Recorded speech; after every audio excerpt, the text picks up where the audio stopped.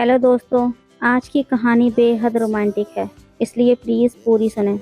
मेरा नाम संजना है और मेरी उम्र 35 साल है। मैं इसी गांव के आखिरी छोर पर बनी हुई एक छोटे से कच्चे मकान में रहती हूँ। मेरी शादी अजय से हुई थी, जो अब शहर में नौकरी करता है। हालांकि शादी के शुरुआती दिन खुशी के थे, लेकिन वक्त के साथ अजय की दूरियां बढ़ती चली गईं। अब अजय महीने में एक बार भी गांव नहीं आता और हमारे बीच प्यार जैसी कोई भी चीज़ नहीं बची। घर संभालना, बच्चों का ख्याल रखना और दिन रात काम करते रहना ही मेरी ज़िंदगी बन गई है। एक दिन हमारी पुरानी वॉशिंग मशीन ख़राब हो गई। इस मशीन को ठीक कराना मेरी मजबूरी थी, क्योंकि मैं इसमें ही सारे कपड़े धोती थी और नई मशीन ख़रीदने के लिए मेरे पास पैसे नहीं थे। मैंने अजय को फ़ोन किया तो उसने कहा, गांव से किसी टेक्नीशियन को बुला लो, मैं नहीं आ पाऊँगा। उसका ये जवाब सुनकर मेरा दिल टूट गया। खैर मैं क्या करती, गांव में मशीन ठीक करने वाला ज़्यादा नहीं मिलते थे। लेकिन पड़ोसन ने एक नए टेक्नीशियन का नंबर दिया। मैंने उसे बुलाने का फ़ैसला किया। अगले दिन दोपहर में दरवाजे पर दस्तक हुई। बाहर एक राजू नाम का लड़का खड़ा था। उम्र यही कोई 18-19 साल थी और शरीर उसका गठीला था। उसकी हल्की दाढ़ी थी और साधारण कपड़ों में था, मगर आंखों में अजीब सी चमक थी। उसने मुस्कुराते हुए कहा, नमस्ते भाभी जी, मैं वॉशिंग मशीन देखने आया हूँ। उसकी मुस्कान में कुछ ऐसा था कि मेरे मन में अजीब हलचल होने लगी। मैंने दरवाज़ा खोला और उसे अंदर बुलाया। वो धीरे धीरे चलते हुए ड्राइंग रूम से होते हुए मशीन के पास पहुँच गया। मैं उसके पीछे पीछे चल रही थी, मानो उसके हर कदम की आहट को महसूस कर रही हूँ। मशीन को देखने के लिए वो झुका और मैं पास खड़ी उसे देखती रही। ये पावर सप्लाई में गड़बड़ लगती है, उसने कहा। एक औजार निकालते हुए उसकी आवाज़ में अपनापन था, जैसे वो किसी अजनबी नहीं बल्कि घर का ही हिस्सा हो। वो अपने काम में लगा रहा और मैं उसे वहीं खड़ी निहारती रही। मुझे समझ नहीं आ रहा था कि क्यों, लेकिन उसकी मौजूदगी में मुझे थोड़ी राहत महसूस हो रही थी।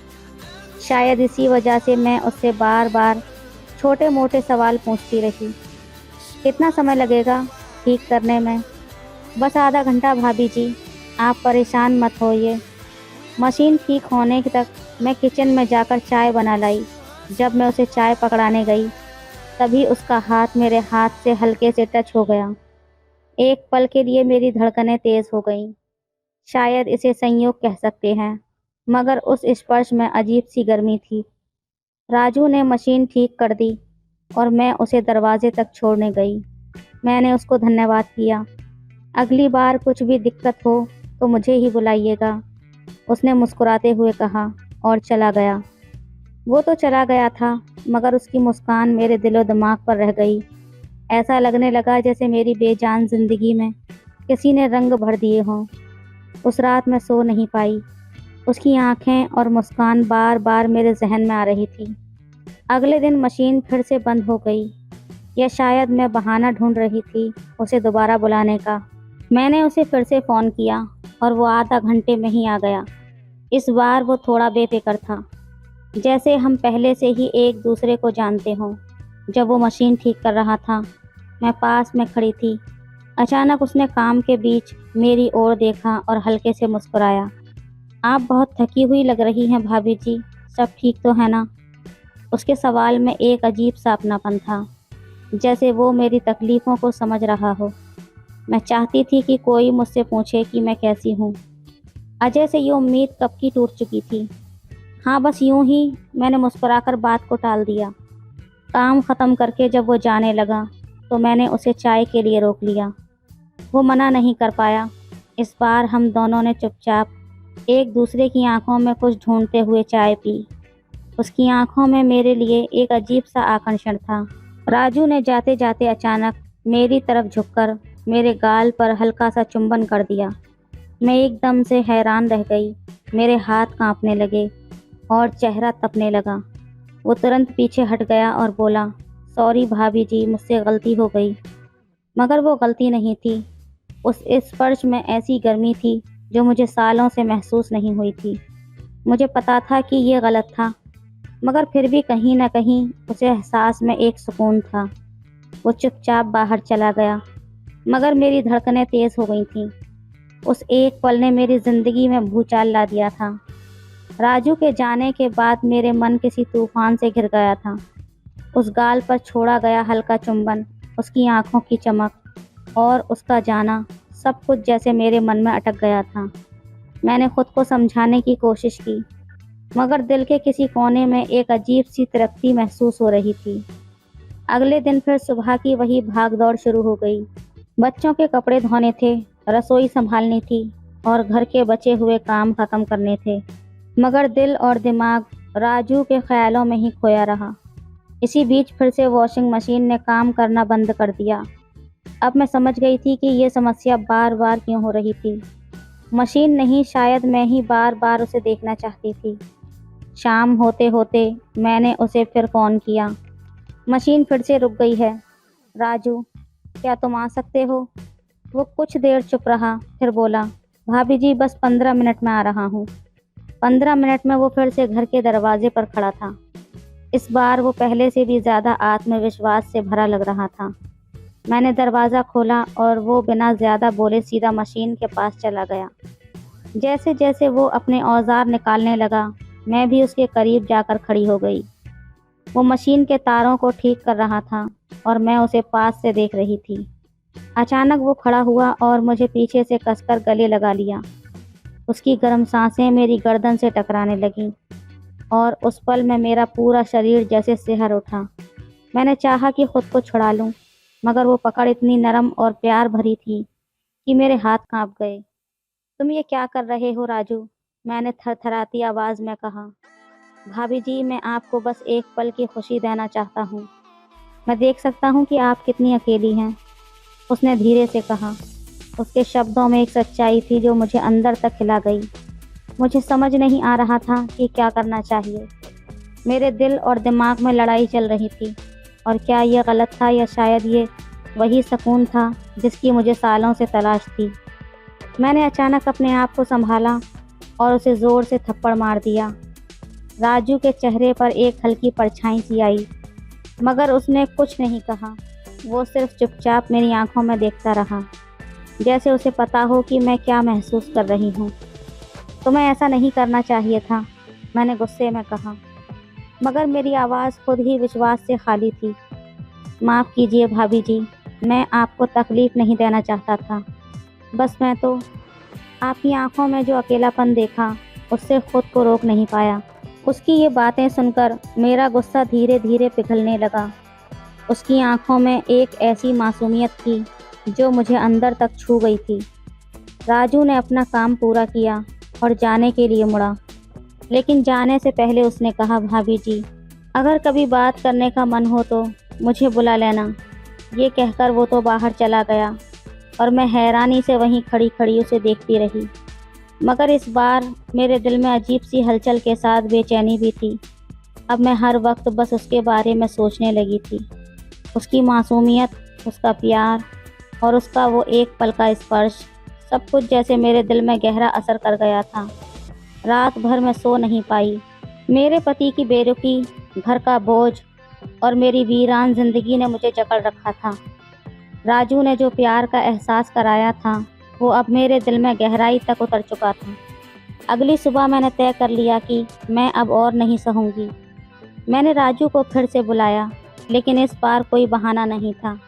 मैंने उसे सीधे बुलाया क्योंकि अब मैं उसके बिना नहीं रहना चाहती थी। वो दोपहर में आया, मैं उसे घर के अंदर ले आई और इस बार दरवाज़ा बंद कर दिया। मेरी आंखों में आंसू थे, मगर इन आंसुओं में राहत भी थी। मैंने बिना कुछ कहे राजू को अपने गले से लगा लिया। उसने भी मुझे प्यार से थाम लिया था, जैसे सालों की थकान को मिटाने का यही एक तरीका हो। भाभी जी, आप बिल्कुल भी अकेली नहीं हैं, मैं हमेशा आपके साथ हूँ, उसने धीरे से कहा। मैंने धीरे से उसका हाथ पकड़ा और उसे बेडरूम में ले गई। बेडरूम में पहुँचते ही मैंने दरवाज़ा अंदर से बंद कर दिया। कमरे की हल्की रोशनी में उसकी आंखों की गहराई मुझे और उसकी ओर खींच रही थी। मैंने उसे फिर से कसकर गले लगाया, जैसे अपने सारे टूटे सपनों को उसके आलिंगन से समेट लेना चाहती थी। फिर उसने मेरी ठोड़ी को हल्के से ऊपर उठाया और प्यार से मेरी तरफ देखा। बिना कोई शब्द कहे बस हमारी धड़कनें बोल रही थीं। उसने मुझे अपनी बाहों में और भी कसकर पकड़ लिया था।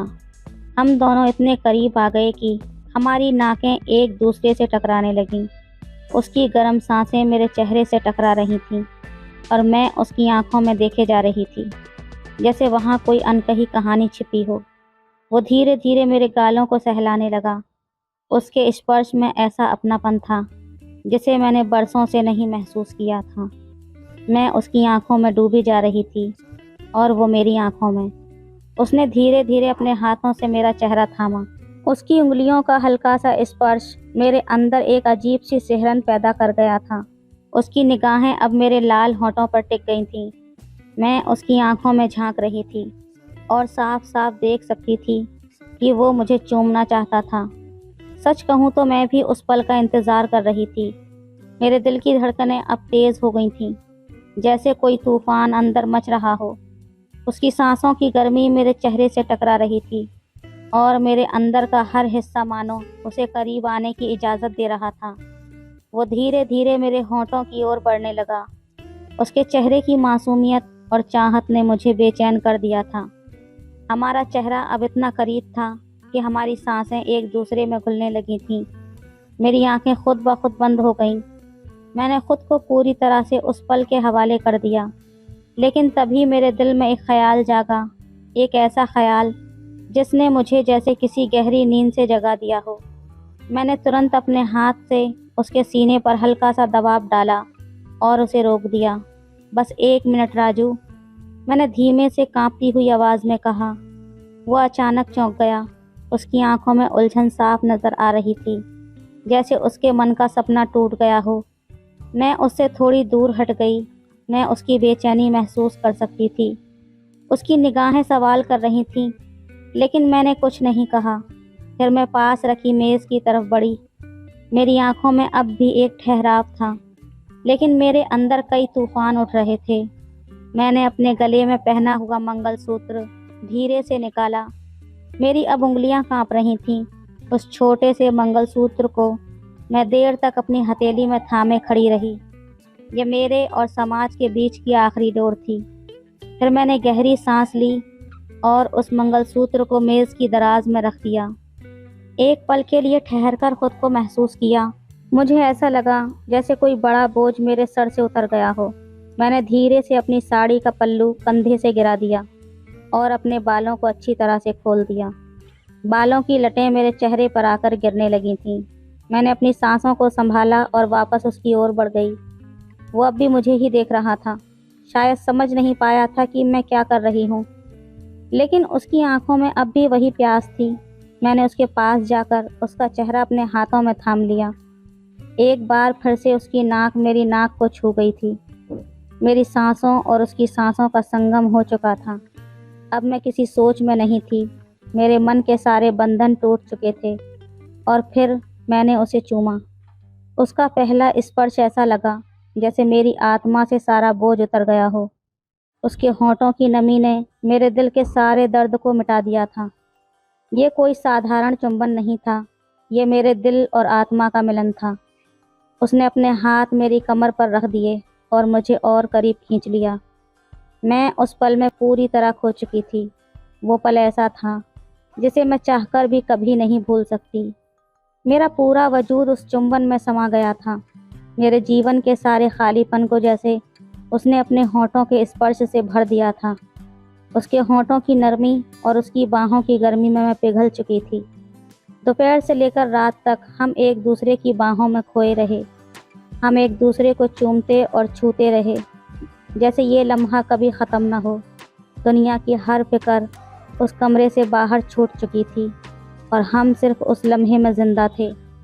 उस पल में हमने सारी सीमाएं तोड़ दी, बिना कोई शब्द कहे। हम दोनों ने एक दूसरे को समझा। घर के हर कमरे, हर कोने में हमारी कहानियां छिपने लगीं। वो मेरा साथ देने आया था और मैं अब इस पल को जीना चाहती थी, बिना किसी पछतावे के। फिर धीरे धीरे हम लोग सो गए, थकान से नहीं बल्कि सुकून से। अचानक मोबाइल का अलार्म बजा। सुबह के 4 बज चुके थे। मैं अब भी उसकी बाहों में सोई हुई थी, लेकिन मुझे पता था कि उसे अब जाना होगा। मैंने उसे धीरे से उठाया और कहा, लोगों के जागने से पहले तुम चुपचाप निकल जाओ। उसने नींद से भरी आंखों से मेरी तरफ देखा, लेकिन बिना किसी सवाल के तैयार होने लगा। उसने अपने कपड़े पहने और मैं उसे दरवाजे तक छोड़ने के लिए उसके पीछे चल दी। मेरा दिल उसे रोकना चाहता था, लेकिन हालात की मजबूरी कुछ और कह रही थी। दरवाज़ा खोलने से पहले उसने एक बार फिर मुझे होंठों पर चूमा। मैं शर्मा गई, लेकिन मेरी आंखों में इंतज़ार का वादा था। मैंने धीरे से कहा, कल फिर से किसी बहाने से आ जाना, मैं इंतज़ार करूँगी। उसने मुस्कुराकर हामी भरी और फिर दरवाजे से बाहर निकल गया। मैंने दरवाज़ा बंद किया और वापस बेडरूम में चली गई। शर्माते हुए तकिए में मुंह छुपाकर सोने की कोशिश करने लगी, लेकिन दिल अब भी उसी के ख्यालों में डूबा हुआ था। उस दिन से हमारी ज़िंदगी बदल गई। वो एक लम्हा जिसमें हमने प्यार को पूरी तरह से महसूस किया था। सब कुछ शांत था, मगर दिलों में एक नई ऊर्जा जाग चुकी थी। इस कहानी का अंत यही होता है, जहाँ दोनों ने अपने अपने दुखों से बाहर निकलकर एक दूसरे में सुकून पाया। ये कोई अंत नहीं, बल्कि एक नई शुरुआत थी, जो हमें बताती है कि ज़िंदगी के हर मोड़ पर प्यार हमें फिर से जीना सिखा सकता है। तो प्यारे दोस्तों, ये थी आज की कहानी। आपकी क्या राय है इस कहानी पर, हमें कमेंट में ज़रूर बताएं। वीडियो अच्छी लगे तो लाइक करें, शेयर करें, सब्सक्राइब करें। धन्यवाद करें। हेलो दोस्तों, आज की कहानी बेहद रोमांटिक है, इसलिए प्लीज़ पूरी सुनें। सुबह के 8 बज रहे थे। 8 बजते ही टेबल पर रखा हुआ मोबाइल बज उठा। उसमें अलार्म बज रहा था। बेड पर सोई हुई कविता कंबल के अंदर से ही हाथ निकालकर अलार्म को बंद करती है और वापस सोने लगती है। लेकिन कविता के साथ उसी बेड के अंदर सो रहे उसके अंकल की नींद खुल चुकी थी और नींद खुलते ही हाथ आगे बढ़ाकर कविता को अपनी ओर वापस खींच लेते हैं। इस पर कविता कहती है, क्या कर रहे हैं अंकल, प्लीज़ छोड़िए ना। सारी रात तो आपने वैसे भी सोने नहीं दिया, अब तो सोने दीजिए। अंकल बोलते हैं, तुम्हें आईफोन चाहिए ना। कविता करवट लेकर हाँ में सर हिलाकर मुस्कुराने लगती है और अपनी बाहें फैला देती है। अंकल उसे अपने में समेट लेते हैं। तभी कविता कहती है कि अंकल जो भी करना है जल्दी कीजिए, मम्मी पापा कभी भी आ सकते हैं। अंकल कहते हैं, आने दो, अगर तुम्हारे मम्मी पापा आ भी गए तो तेरी मम्मी को अपनी दूसरी साइड सुला लूँगा। और रही बात तेरे पापा की, तो वो तो एक नंबर का फट्टू ही है। और दोनों ठहाके मारकर हंसने लगते हैं और दोनों मिलकर फिर से तहलका मचाने लगते हैं। हेलो दोस्तों, आज की कहानी बेहद रोमांचक है। उम्मीद करती हूँ आपको ये कहानी बेहद पसंद आएगी। सूर्यकांत गाजियाबाद के रहने वाले थे, जिनकी उम्र 50 के आसपास थी। वो एक मल्टीनेशनल कंपनी में सेल्स के डिपार्टमेंट में नौकरी किया करते थे। परिवार में उनकी पत्नी थी, जिसका नाम वर्षा था। उसकी उम्र करीब 42 से 45 साल थी और उनकी एक बेटी थी, जिसका नाम कविता था और कविता की उम्र करीब 20 साल थी। सूर्यकांत जी स्वभाव से जितने सरल थे, उनका रहन सहन भी उतना ही सादा था। लेकिन उसके उल्टा उनकी पत्नी वर्षा उतनी ही मॉडर्न ख्यालात की थी। वो अपना खुद का एक ब्यूटी पार्लर चलाया करती थी और अपनी माँ को देख देख कर बड़ी हुई उनकी बेटी कविता, वो भी अपनी माँ के नक्शे कदम पर चल रही थी। जितनी सुंदर माँ, उससे भी कहीं ज़्यादा सुंदर उनकी बेटी कविता थी। लेकिन उसके भी शौक़ और उसका रहन सहन अपनी माँ से कम नहीं था। सूर्यकांत जी की कमाई इतनी ज़्यादा नहीं थी कि उनको उस लेवल पर वो रख सकें। अपने परिवार का अच्छे तरीके से वो पालन पोषण करके अपनी बेटी को पढ़ा लिखा सकें, इतना उन्होंने किया था। लेकिन माँ और बेटी की ख्वाहिशें कभी कम नहीं होती थीं। ज़िंदगी किसी तरह से खींचातानी करके चल रही थी। बेटी जब भी कॉलेज जाती, कॉलेज में अपने दोस्तों और लड़के लड़कियों का स्टैंडर्ड देखती, तो मन ही मन वो सोचा करती थी कि काश मैं भी इनकी तरह रह पाती, मैं भी इनकी जैसी चीज़ें ला पाती। और इधर जो माँ थी, उसका भी आए दिन अपने पति सूर्यकांत जी से बहस होती ही रहती थी। रोज़ की तरह आज भी सूर्यकांत जी ऑफिस पहुँच गए, लेकिन उस ऑफिस का माहौल कुछ अलग था। पता करने पर मालूम चला कि पुराने बॉस का ट्रांसफ़र हो गया है, उनकी जगह पर नए बॉस आए हुए हैं। देखते ही देखते एक व्यक्ति कैबिन से निकल कर के बाहर आता है और पूरे स्टाफ का अच्छे से वेलकम करता है। वो अपना परिचय सबको देते हैं कि हेलो गाइस, मेरा नाम अमित कुमार है और मैं आज से आप लोगों का बॉस हूँ। मुझे बॉस नहीं, अपना फ्रेंड समझिए और ऐसा कोई काम न कीजिए कि मुझे आपको बताना पड़े कि मैं आपका बॉस हूँ। सब लोग हंसने लगते हैं। उसके बाद सब अपने अपने काम में लग जाते हैं। कुछ ही देर के बाद अमित किसी काम से सूर्यकांत को अपने केबिन में बुलाते हैं और कुछ काम के बारे में बातें होती हैं। उसके बाद सूर्यकांत अमित से कहता है कि सर, आप कहाँ पर रह रहे हैं और आपकी फैमिली में कौन कौन है। इस पर अमित कुमार उसे बताता है कि राजेंद्र नगर में फ्लैट मैंने किराए पर लिया है और फैमिली में अकेला हूँ। मेरी शादी हुई थी लेकिन मेरा 7 साल पहले डिवोर्स हो चुका है। अब मैं अकेला ही रहता हूँ। अभी बस सामान आया ही है, अभी कुछ सेट नहीं हुआ। कुछ देर रुककर सूर्यकांत कहता है, सर अगर आप बुरा ना माने तो जब तक आपका घर सेट नहीं हो जाता तब तक आप क्या मेरे घर पर डिनर कर सकते हैं। मेरी पत्नी को भी बहुत खुशी होगी। अमित कुमार कहता है, अरे नहीं नहीं, आप क्यों परेशान होते हैं, मैं होटल में मैनेज कर लूँगा। सूर्यकांत की जिद करने पर अमित मान जाता है। सूर्यकांत घर जाकर सब बातें अपनी पत्नी को बताता है, लेकिन उसकी पत्नी चिढ़ जाती है, लेकिन फिर बाद में वो मान जाती है।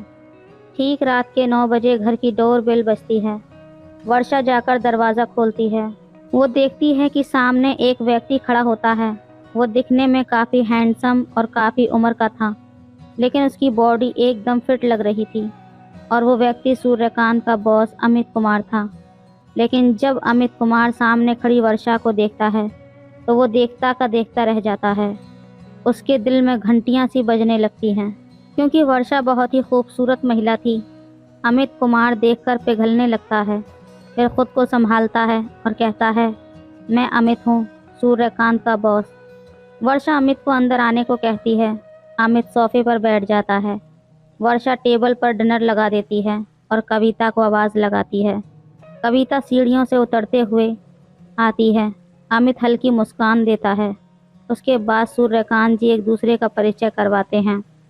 फिर सब लोग साथ बैठकर डिनर करते हैं, लेकिन डिनर करते करते अमित कुमार की नज़रें सिर्फ और सिर्फ वर्षा पर टिकी हुई थीं।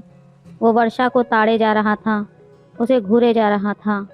जब डिनर हो जाता है तब वर्षा अमित कुमार से कहती है कि अब आप रोज़ यहाँ आएंगे और यहीं पर डिनर किया करेंगे। अमित मना कर रहा था कि इसकी कोई ज़रूरत नहीं है, लेकिन वर्षा नहीं मानती। अमित कुमार थैंक्स कहकर चला जाता है। सूर्यकांत अपनी पत्नी का बदला हुआ रूप देखकर बहुत खुश होता है कि चलो इसी बहाने शायद मेरा प्रमोशन हो जाएगा। लेकिन वो नहीं जानता था कि उसकी पत्नी वर्षा के दिल में कुछ और ही चल रहा था।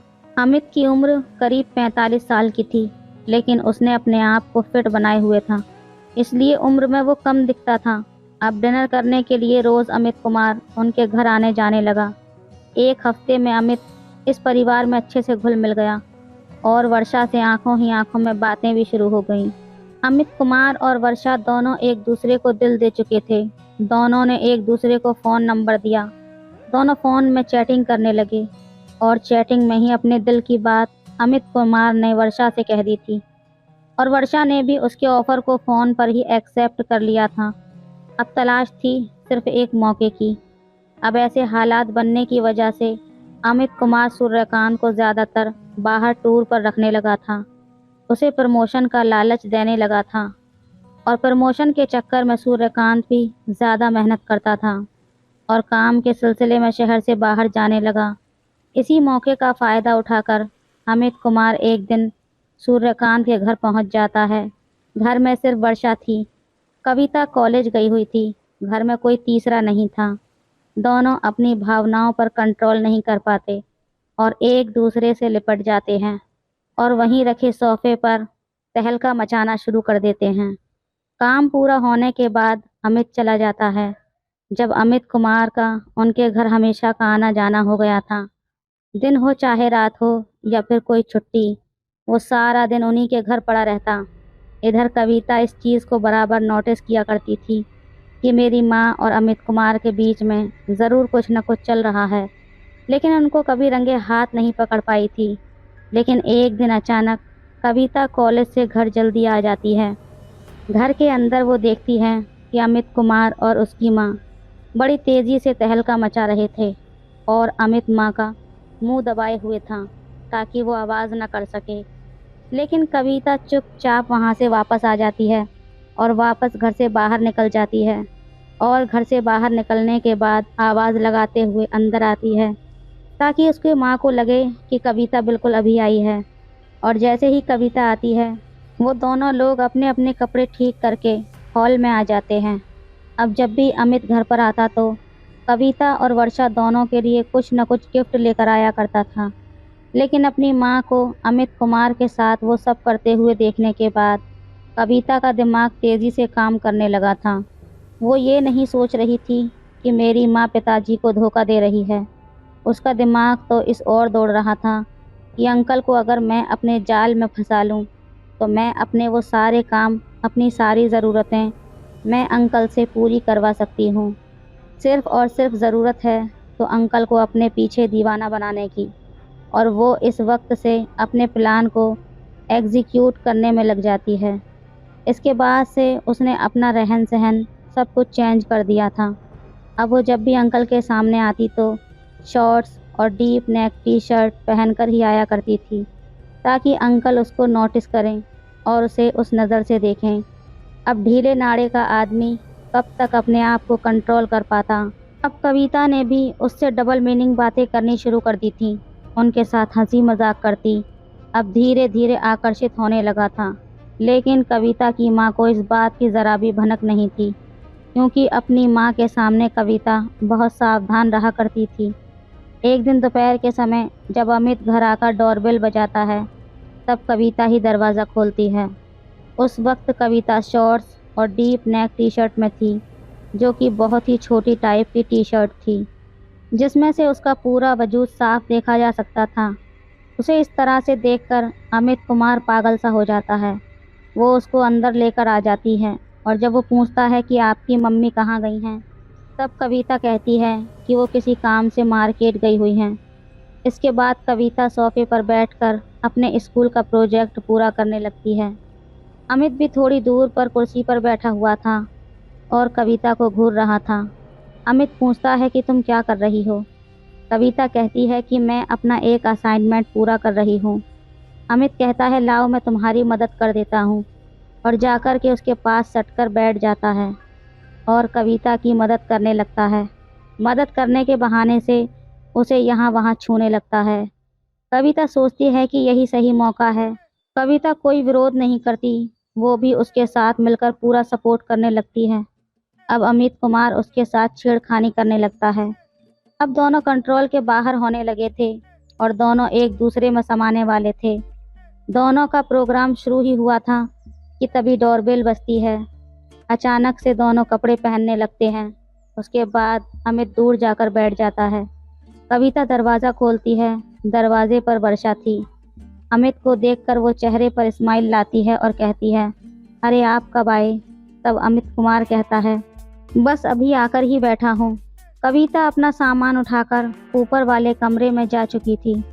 मौका अच्छा था क्योंकि अमित अभी अधूरा रह गया था और वर्षा भी प्यासी थी। वो बेडरूम में जाकर दोनों मिलकर तहलका मचाते हैं। अब अमित और कविता भी फ़ोन पर चैट करने लगते हैं। कविता जो भी डिमांड करती अमित उसे पूरा करता रहता। अमित कविता से गंदे गंदे चैट किया करता लेकिन कविता उसे मना नहीं करती थी बल्कि उसकी आँख को और भी ज़्यादा भड़काने लगती। इसी बीच कुछ ऐसी घटनाक्रम होता है कि कविता की नानी यानी कि वर्षा की माँ का देहांत हो जाता है। अब कविता के एग्ज़ाम चल रहे थे तो उसके माता पिता को चिंता हुई कि कविता को अकेले किसके भरोसे छोड़कर जाया जाए।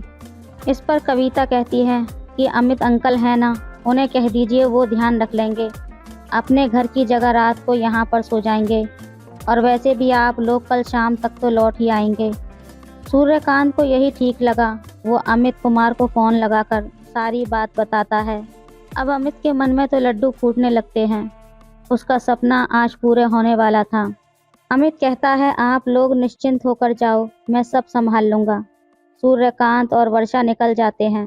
शाम को जब अमित कुमार ऑफिस से आता है तो आते समय बियर की बोतल लेकर आता है। कविता और अमित जम करके बियर पीते हैं और मस्ती करते हैं। अब वो रात आ चुकी थी जिसमें दोनों को बेसब्री से इंतज़ार था। कविता को पता था कि जब तक मैं एक बार इस अंकल के साथ नहीं सोऊंगी तब तक अंकल पूरे तरीके से मेरे काबू में नहीं आएगा और मैं अपना टारगेट पूरा नहीं कर पाऊंगी।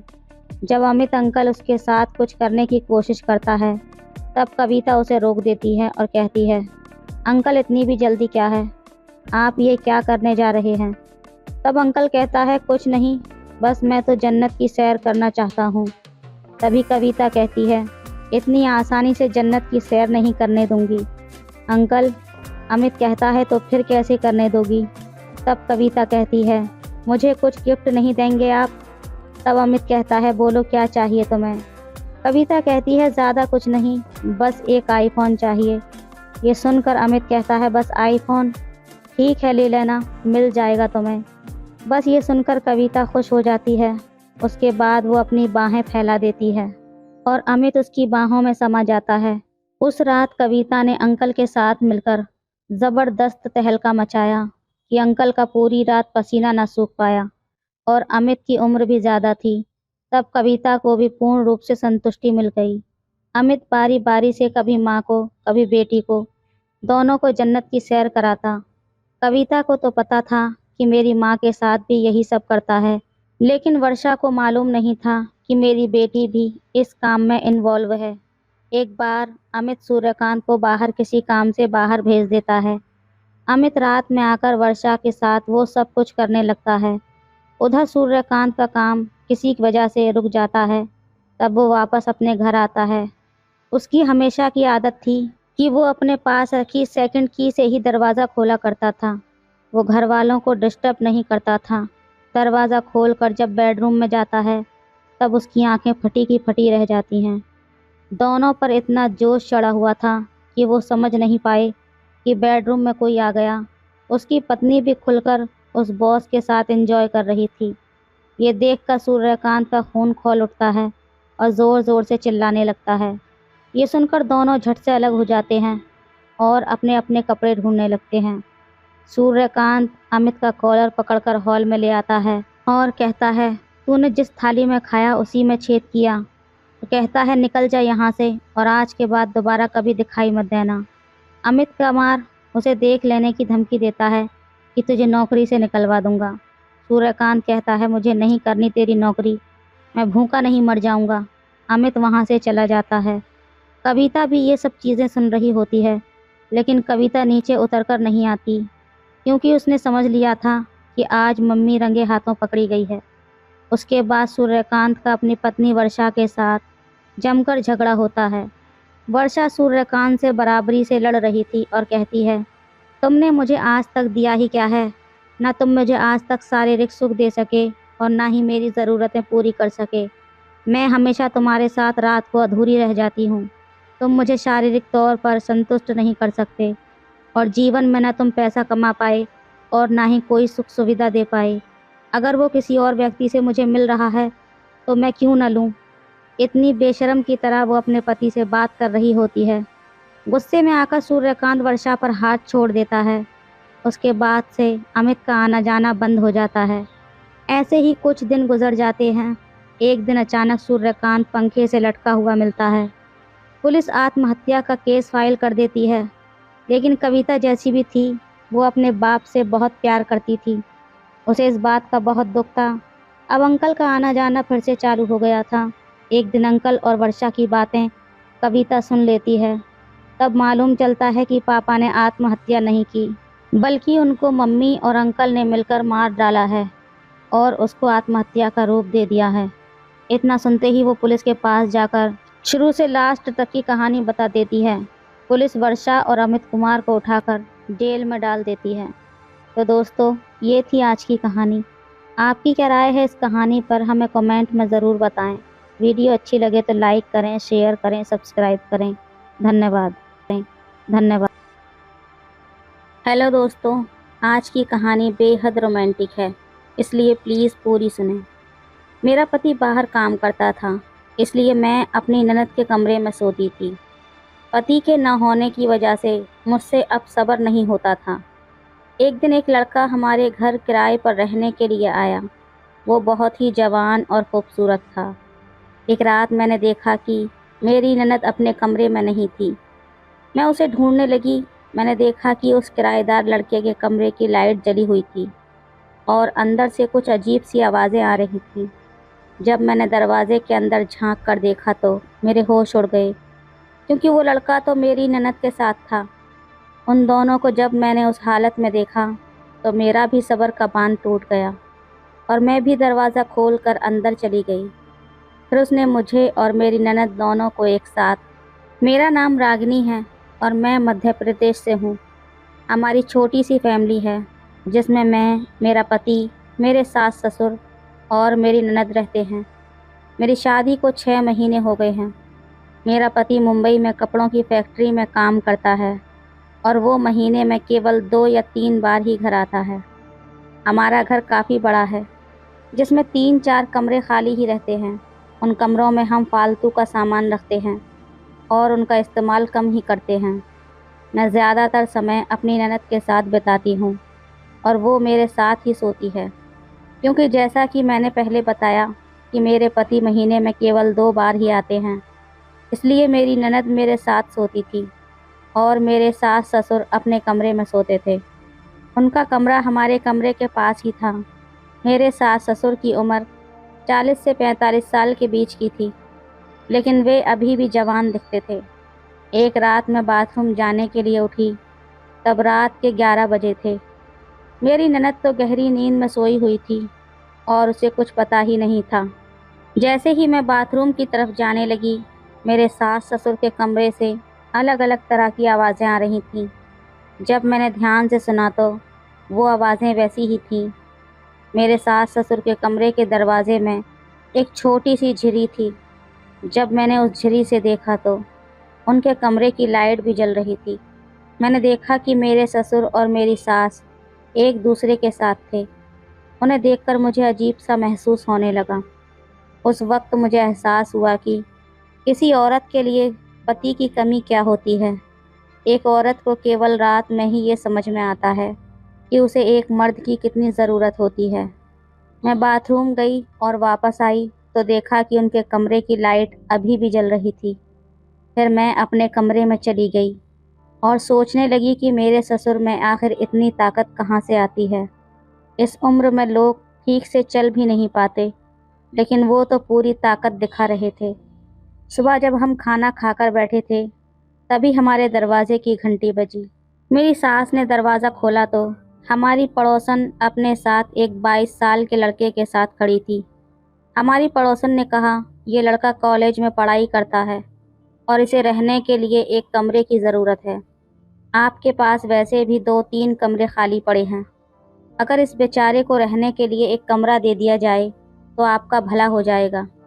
मेरी सास ने कहा, कमरे तो हमारे पास 3 खाली हैं, लेकिन उनमें सामान रखा हुआ है। हमारी पड़ोसन ने कहा, कोई बात नहीं, मैं इस लड़के को दिखा देती हूँ। अगर उसे पसंद आ गया तो वो यहाँ रह लेगा। किराए पर कमरा देने की बात पर मेरी सास ने कहा, ठीक है, देख लो। वो लड़का और हमारी पड़ोसन अंदर आए और कमरा देखने लगे। मैं भी तुरंत जाकर उसे देखना चाहती थी। मैंने कहा, मम्मी जी, ये कौन है? तो उन्होंने कहा, ये लड़का है जो किराए पर कमरा लेना चाहता है। हमारी पड़ोसन ने कहा, आपके 3 कमरे खाली हैं। अगर एक कमरा इस लड़के को रहने के लिए दे दिया जाए तो अच्छा रहेगा। जब मैंने उस लड़के की तरफ देखा तो वो बेहद सुंदर था। उसकी कद काठी भी बहुत अच्छी थी। वो भी मुझे तिरछी नज़रों से देख रहा था। मैंने मम्मी जी से कहा, मम्मी जी, कोई बात नहीं, आप इसे एक कमरा रहने के लिए दे दो। वैसे भी हमारे 2-3 कमरे खाली पड़े हैं और हमें हर महीने किराया मिल जाया करेगा। मेरी सास मान गई और कहा, ठीक है, और वो लड़का हमारे घर में किराए पर रहने लगा। हमारे घर में एक ही बाथरूम था और वो लड़का भी वही बाथरूम इस्तेमाल करता था जो कि हम किया करते थे। एक दिन उस लड़के का गैस ख़त्म हो गया। वो हमारे घर आया और कहने लगा, आंटी जी। मेरी सास ने कहा, हाँ, क्या बात है? वो बोला, मेरा गैस ख़त्म हो गया है, क्या मैं आपके गैस पर रोटियां बना सकता हूँ? तब मेरी सास ने कहा, कोई बात नहीं, आज के दिन हमारे यहाँ से रोटी खा लेना। हम तुम्हारे लिए भी रोटी बना देंगे। मेरी बहू रागिनी तुझे तेरे कमरे में रोटी पहुँचा देगी। वो लड़का बोला, ठीक है मैडम, जैसे आप कहें। फिर वो अपने कमरे में चला गया। मेरी सास ने कहा, रागिनी, उस लड़के के लिए 4-5 रोटियां बना देना और दाल सब्जी डालकर उसे दे आना। मैंने कहा, ठीक है मम्मी जी। मैंने जल्दी जल्दी रोटियां बनाई और प्लेट में रखी और उसे देने चल पड़ी। मैंने उसके कमरे का दरवाज़ा खटखटाया तो उसने दरवाज़ा खोला और बोला, हाँ हाँ आइए भाभी। मैं अंदर गई और कहा, आपकी रोटी लेकर आई हूँ। उसने कहा, कोई बात नहीं, आप टेबल पर रख दीजिए। मैंने टेबल पर रोटी रख दी। फिर वो बोला, भाभी जी बैठ जाइए ना। मैंने कहा, नहीं, मुझे घर जाकर और भी काम करने हैं। उसने कहा, कोई बात नहीं, सिर्फ 2 मिनट बैठ जाइए। मैं 2 मिनट उसके पास बैठ गई। वो टीवी पर कोई फिल्म देख रहा था, शायद कोई इंग्लिश मूवी थी। मूवी देखते देखते अचानक से रोमांटिक सीन आ गया। वो सीन ऐसा था कि मैंने अपनी नज़रें हटा लीं। वो कहने लगा, पता नहीं फिल्म वाले कैसे कैसे सीन दिखा देते हैं। मैंने कुछ नहीं कहा। फिर मैंने कहा, ठीक है, अब मैं चलती हूँ। उसने कहा, भाभी जी पूरी फिल्म देख कर जाइए ना। मैंने कहा, नहीं नहीं, और अपने घर चली आई। रात में मैं उस लड़के के बारे में सोचती रही कि वो कितना ताकतवर था। जब मैं उसे रोटी देने गई थी तभी मैंने तय कर लिया था कि उसे अपने जाल में फंसाकर ही रहूँगी और अपने सर का ताज बनाऊँगी। मुझे नींद नहीं आ रही थी। मैं उठी और वॉशरूम गई। जब मैं वॉशरूम गई तो मेरे सास ससुर के कमरे से फिर से वही आवाज़ें आ रही थीं। आज आवाज़ें बहुत तेज़ थीं। उनकी आवाज़ों को सुनकर मेरे अंदर एक अजीब सी उथल पुथल होने लगी। मैं वॉशरूम से वापस आ रही थी, तब मैंने देखा हमारे किराएदार राहुल के कमरे की लाइट जल रही थी। मैंने सोचा, रात के 11 बजे राहुल के कमरे की लाइट क्यों जल रही है। मैंने सोचा, चलो जाकर देखती हूँ। जब मैं उसके कमरे में गई तो देखा वो अपने मोबाइल पर वही फिल्में देख रहा था। उसने आवाज़ भी बहुत तेज़ कर रखी थी। मैंने कहा, राहुल, तो उसने झट से आवाज़ कम कर दी और बोला, हाँ भाभी जी आइए ना। मैंने कहा, तुम्हारे कमरे की लाइट अब तक क्यों जल रही है और तुम सोए क्यों नहीं। वो बोला, मुझे नींद नहीं आ रही थी इसलिए मैं मोबाइल देखने लगा। उसने कहा, भाभी जी आप अभी तक सोई नहीं। मैंने कहा, मुझे भी अभी तक नींद नहीं आ रही थी इसलिए मैं देख रही थी कि तुम्हारे कमरे की लाइट क्यों जल रही थी। उसने कहा, चलो मैं देखता हूँ। फिर वो बोला, आ जाओ ना भाभी, बैठ जाइए मेरे पास। मुझे तो नींद भी नहीं आ रही है और आप भी जागी हुई हैं। तब मैं उसके पास बैठ गई। जैसे ही मैं उसके पास बैठी उसने फ़िल्म बंद नहीं की। उसका फ़ोन इसी तरह चलता रहा। शायद उसने जाने के बाद छोड़ दिया था या फिर वो चला रहा था। मेरी नज़र उसके फ़ोन पर पड़ी तो मुझे कुछ महसूस होने लगा। मैंने चुपके से उस पर नज़र डाली और फ़िल्म देखने लगी। राहुल को पता चला कि मैं चुपके से फ़िल्म देख रही हूँ। उसने फ़ोन उठाया और कहा, भाभी देखनी है फ़िल्म आपको। मैंने कहा, नहीं नहीं। उसने कहा, देख लो ना। फिर क्या हुआ, आप भी तो अपने पति के साथ। उसने मेरे हाथ में अपना मोबाइल थमा दिया। मैंने कहा, नहीं नहीं, मैं नहीं देखूंगी। लेकिन उसने ज़बरदस्ती से अपना मोबाइल मेरे हाथ में थमा दिया और कहा, आपको ये फ़िल्म बहुत पसंद आएगी। फिर मैं वो फ़िल्म देखने लगी। राहुल बोला, भाभी ऐसा करते हैं, हम दोनों एक साथ देखते हैं, फिर और भी ज़्यादा मज़ा आएगा। मैंने कुछ नहीं कहा और फिर हम दोनों एक साथ फ़िल्म देखने लगे। वो फ़िल्म कैसी थी मैं आपको क्या बताऊं। फ़िल्म देखते देखते राहुल ने मेरे सर पर हाथ रख दिया। मैं उसे रोक न सकी क्योंकि मैं पूरी तरह से बेकाबू हो चुकी थी। उसने धीरे धीरे हाथ ऊपर लाते हुए कहा, भाभी आप बैठो। और फिर वो कमरे की कुंडी लगाकर आ गया। जब मैं उसके बिस्तर पर बैठ गई तब उसने कमरे की कुंडी लगाई। फिर उसने ऐसा तहलका मचाया जिसकी मुझे काफ़ी टाइम से ज़रूरत थी। ससुर और सास को देखकर मैं पहले ही पागल हो चुकी थी, इसलिए मैंने राहुल को ज़्यादा समय नहीं दिया। थोड़ी देर बाद राहुल ने कहा, भाभी अब आप जाइए वरना किसी को पता चल जाएगा।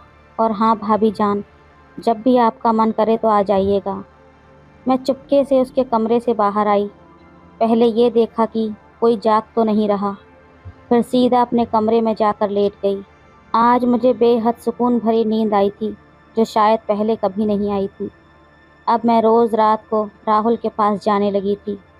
जब मैं राहुल के पास जाती तो उधर मेरे ससुर जी तहलका मचाने लगते थे। उन्हें देखकर ही तो मेरे अंदर और भी ज़्यादा हलचल होने लगी थी। मेरे ससुर ने मेरे अंदर तहलका मचाया था। अगर मैं उन्हें न देखती तो शायद मेरे अंदर वो हलचल पैदा न होती। एक रात जब मैं राहुल के कमरे से बाहर आ रही थी तो मैंने सोचा कि सब सो रहे होंगे। जब मैं अपने कमरे में गई तो मेरी ननद मेरे कमरे में नहीं थी। जब मैं लौटने लगी तो वो दरवाजे के पास खड़ी मुझे ही देख रही थी। मैंने उससे पूछा, दिव्या क्या हुआ? वो सीधा मेरे पास आई और बोली, भाभी आज मैंने तुम्हें किसी के साथ देख लिया। मैंने कहा क्या हुआ? उसने कहा तुम उस किराएदार के पास क्या करने गई थी? मैंने कहा कुछ नहीं, उसकी लाइट जल रही थी इसलिए मैं देखने गई थी।